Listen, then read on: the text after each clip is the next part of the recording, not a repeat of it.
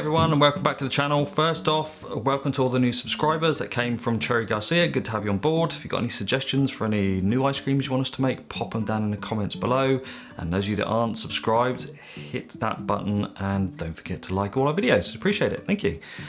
So today's video is a Jeni's one. Fluffernutter pie. What is Fluffernutter? It's peanut butter and marshmallow. Originally marshmallow fluff, hence the fluff bit. But like most of Jeni's, there's some things going on that I just want to quickly discuss before we get into making them. There's two halves or two parts to this, two ice creams, a marshmallow ice cream and a peanut butter ice cream, and within both of those is pie crust. It's an oat-based pie crust, but what is it? And is it really a pie crust? It's kind of a mix between a crisp, a cobbler, a pie crust and a crumble. If you want to mix all those words together, you're just going to get some crumble. That's what's going in this essentially. So if you want to see how the Fluffernutter pie from Jeni's is made, stick around and we'll show you.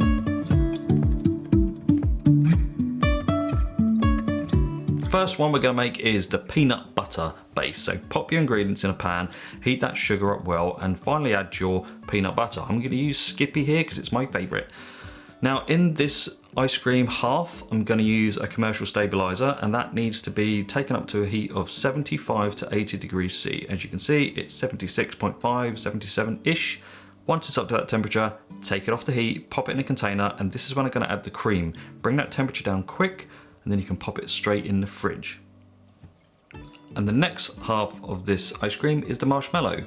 So here I'm taking good quality marshmallows. Now I've mentioned this before in a previous video, make sure they taste of something. These ones here have got a really nice strong vanilla taste. I am going to add a little bit extra vanilla just to really boost that flavour, but some marshmallows have zero flavour whatsoever, so make sure you choose a good one.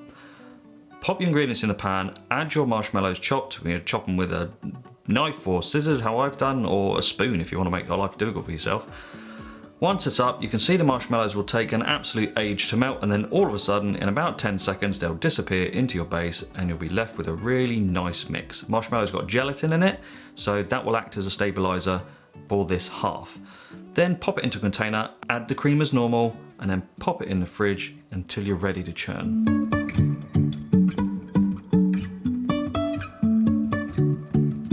And the final element to this ice cream, the Fluffernutter pie, is the crumble, crisp, pie crust, or whatever you want to call it.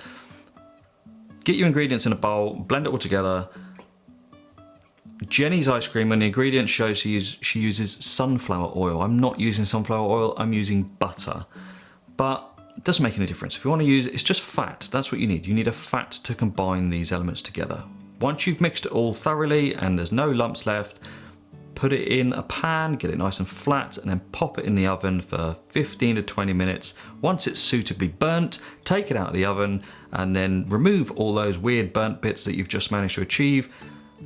Then when it's cool, cut it up into tiny little sections, pop it in a container and put it in the freezer.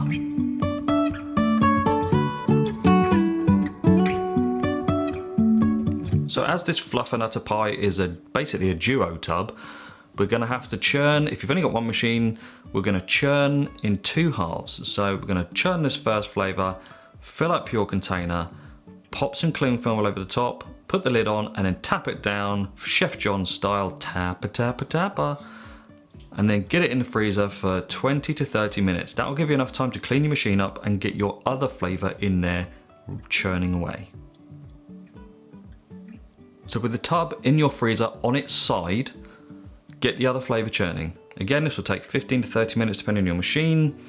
In both of these, I've added this crisp, we're going to call it for now, in at the end of the churn. My machine's pretty tough, so it can take this no problem. If yours isn't, then you might want to mix this in the tub, but obviously as it's a duo tub, the second flavour is going to get difficult.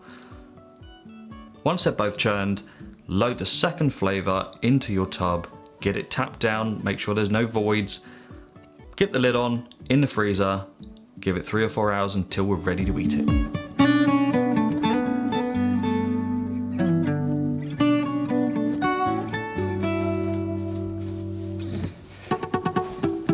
just got it out of the freezer. Look at that tub design, it's great. I don't know if you can see that. I'll put a close up on screen. Another great tub. My wife does great jobs on these tubs. Let's get some scooped out, see what it looks like.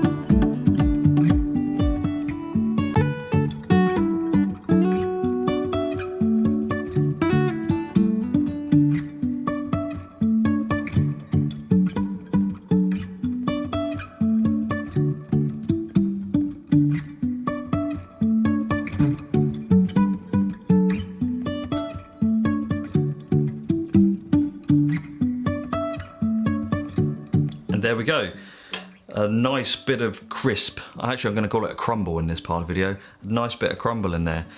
So obviously I've used a smooth peanut butter. You could technically use any kind of peanut butter you like, but I guess if you use chunky whilst you're churning, there is the chance that the peanuts might sink to the bottom, so you might have to churn it a little bit harder. And then if you've got a weaker machine, it probably would struggle there. Hey, experiment, see what works for you. Marshmallow, I love making marshmallow ice cream. It's got a great taste and texture, it's amazing stuff. Let's just see what this is like.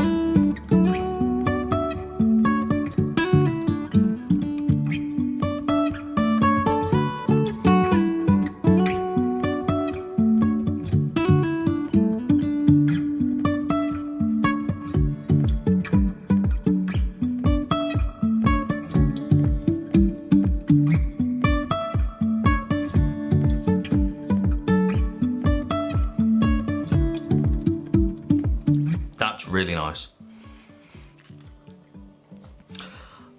I put a little bit more salt in this than I originally was gonna, purely because peanut butter, especially Skippy anyway, it's got quite a lot of sugar in it, and obviously the marshmallows, it's quite high in sugar, so to have that salty, crispy, crunchy bit in there really divides that flavour in two. So when you get a piece of that crumble, keep forgetting what I'm calling it, in there, it's a really nice change in texture and taste. That's really, really nice. Nice big hit of peanut butter comes through there. Skippy, it's my favourite. Marshmallows, a lovely, smooth, soft texture. That gelatin really helps there, helps absorb excess water as well. So all in all, this is a really great recipe, but Jeni's, it's great ice cream. She has a great kind of thing going on in the US, so if this is something that you want to make, give this a bash. I absolutely recommend it. Anyway, thanks for joining us on this, what I consider really good ice cream. Don't forget to like and subscribe. Any comments or suggestions for future videos, pop them down in the comments below, and we'll see you next week. Take care. What else was it? Was that it? I think it was it. I think it was it.